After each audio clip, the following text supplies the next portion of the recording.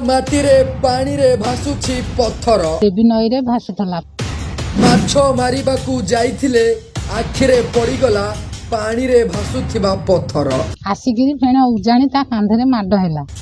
त्रेतया जुगर पत्थर कली जुगर हेला आविर्भाव फेण आसी कांधरे बाजिला आळू हातरे टेकिला आळू पत्थरटे घरे आनी करूछंती पूजार्चना दर्शन करूछंती लोके।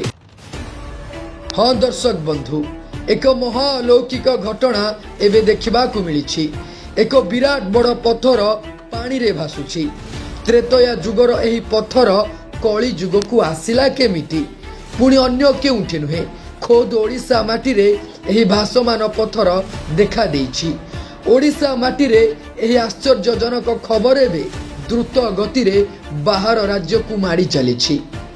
दर्शक बंधु कथारे अछि विश्वासे मिलंती हरि तर्के बहु दूर विश्वास मूले ही भगवान पत्थर पूजिले भी भगवान को कृपा मिली पारे।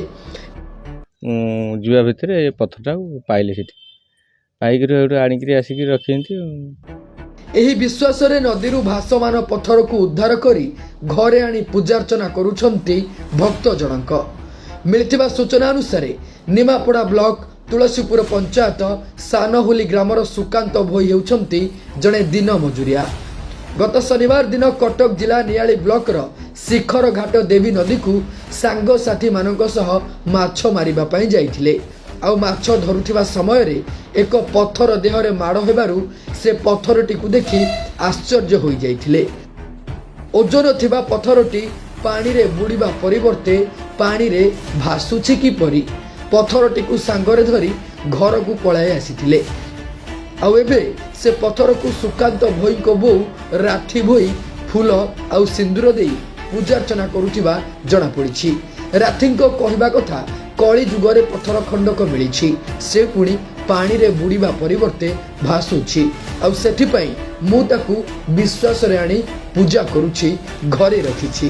पुओ तो आइला सुडु कहला बो आउ मु आनिछि मु कहली धन काहारी की मु देबिनी मु पूजा पूजी करबी मु रखिबी 7 दिन हो मासे हो ठाकुर जोटी प्रकृत ठाकुर हेथेबे कोन सपनाइबे मो पत्थर थाउ।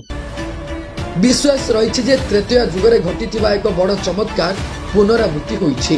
निमापड़ा ब्लॉक तुलसीपुर पंचायत सानहुली ग्रामर सुकांत भोई एवं तांकर मां एही कथा को मानुछंती। प्रभु राम